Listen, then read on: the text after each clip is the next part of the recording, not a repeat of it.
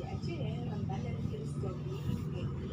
Soalnya hewan lemah dan lemot bernama siput pun dianggap sebagai target dari para cacing parasit Leucopleurodhium ini loh guys.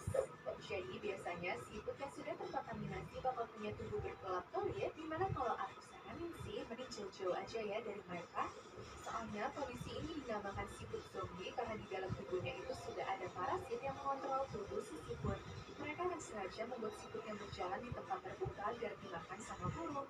Menurut peneliti, kondisi ini disebut mimikri agresif karena bertujuan untuk dimangsa sama target yang mereka inginkan. Nantinya, kalau sudah dilahap, cacing parasit yang ada di tubuh siput tadi bakal meletakkan telurnya di kotoran burung sehingga nantinya akan dimakan sama siput lainnya. Pokoknya siklus hidup seperti ini nggak akan selesai karena nggak mungkin kan membantai semua burung dan siput yang ada di dunia.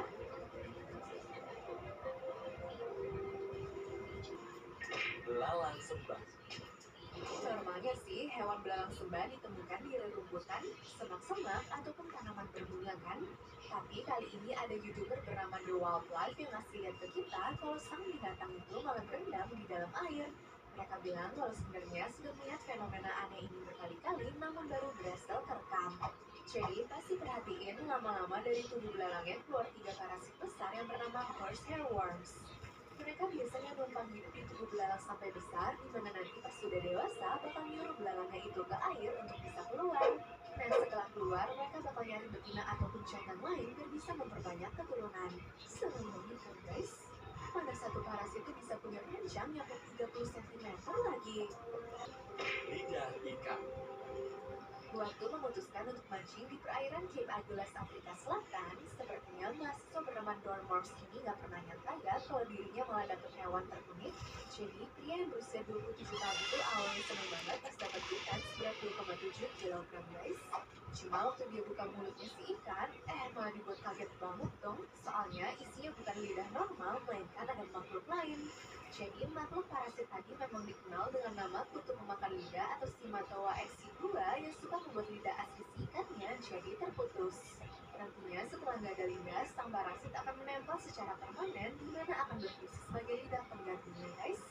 Waduh, serem banget ya. Cacing di ikan. Banyak yang nyiram darah ikan di rumah itu paling gampang karena mereka tidak perlu diajak jalan setiap hari ataupun dijaga 24 jam kan guys. Padahal kalau kadar stres level ikan kalian lagi naik, bisa-bisa mereka didatangi cacing yang menginfeksi kulit sama insangnya loh.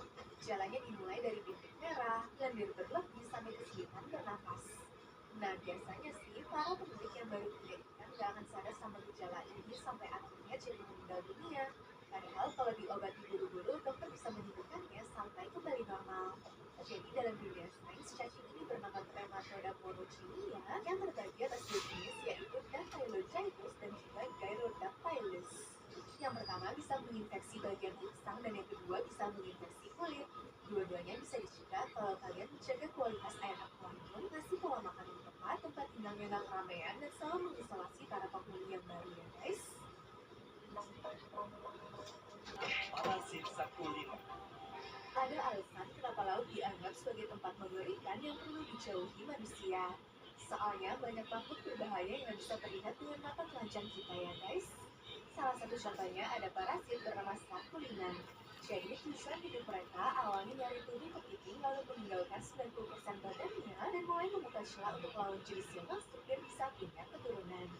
Apabila kepitingnya betina, maka sang parasit bakal membuahinya lalu memanipulasi si kepiting dan terkesan emang hamil anaknya. Tapi kalau kepitingnya jantan, maka parasitnya bakal mengubah partikel kimia di tubuh inangnya untuk berubah jenis kelamin.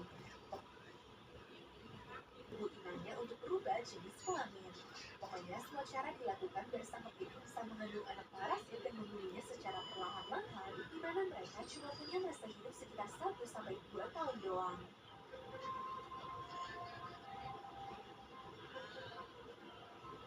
Parasit tawon. Di mana-mana nih, ternyata yang namanya jadi bodyguard emang harus bertaruh sama nyawa mereka sendiri ya guys. Salah satu contohnya bisa dilihat dari hewan ulat sama tawon ini. Ya, asal tahu aja, tawon emang adalah serangga penting di ekosistem kita karena mereka bisa memburu ulat yang suka merusak tanaman. Tapi kali ini parasit tawon malah menggunakan ulat untuk keperluannya sendiri alias melepaskan telur berjenis kulit tapetel sampai sudah waktunya menetas nanti. Anehnya pas virusnya berusaha keluar, proses ini ternyata tidak akan membunuh si ulatnya loh. Bahkan si ulat juga bakal berjuang untuk mengusir hewan lain yang mau melukai parasitnya. Buset deh, seakan-akan yang menetas dari tubuhnya sudah dianggap kayak anak sendiri kali ya. Pokoknya hal ini akan berlanjut sampai si tawon bisa tumbuh sempurna dan meninggalkan ulatnya guys. Nah, bisa dibilang sang parasit mungkin melakukan trik kepikirannya ulat untuk menjadi penjaga anak-anaknya ya. Semut zombie. Semut seringkali dipuji sebagai hewan pekerja keras yang bisa membawa beban berat dan giat mencari makan. Tapi sayangnya, sekali mereka kena virus dari jamur cordyceps, maka semut terkuat di dunia pun bisa kehilangan kontrol atas tubuhnya loh. Ibaratnya kayak zombie aja sih guys. Bedanya mereka tidak lari-larian menggigit orang, tapi akan sering terlihat manjat ke tempat tinggi ataupun menggigit batang pohon tanpa alasan yang jelas. Menurut ilmuwan, selama beberapa minggu berada di dalam tubuh si semut, virus ini tuh nggak bertujuan cuma bikin semutnya gila doang ya. Tapi si jamur aslinya lagi menggerogoti bagian organ semut sehingga setelah pertumbuhannya selesai, nanti kepala semutnya akan meledak sebagai jalur keluar mereka. Ya, meskipun menakutkan, tapi para peneliti merasa hal ini tuh keren banget gara-gara mereka jadi lebih mudah memahami serangga serta berharap bisa mengontrol cara memanipulasi perilakunya si jamur. Parasit kontrol kecoa.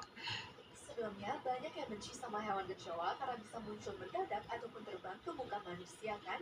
Tapi kali ini gue yakin kalian bakal merasa kasihan gara-gara pikiran kecoa itu bisa dikontrol sama parasit yang bernama hairworms.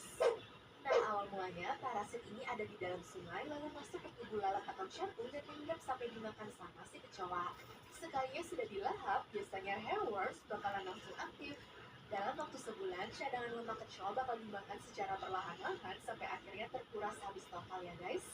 Eits, tapi di sini sang parasitnya nggak akan membunuhnya kok. Mereka butuh balik lagi ya ke air soalnya, dimana kecoa kan memang aslinya nggak suka berada di dalam air. Makanya parasitnya akan mentrik otak korbannya untuk tetap masuk ke dalam air dan mulai keluar perlahan seperti ini. Kecoa yang selamat, namun ada juga ya beberapa kecoa lainnya yang tenggelam karena berada di bawah air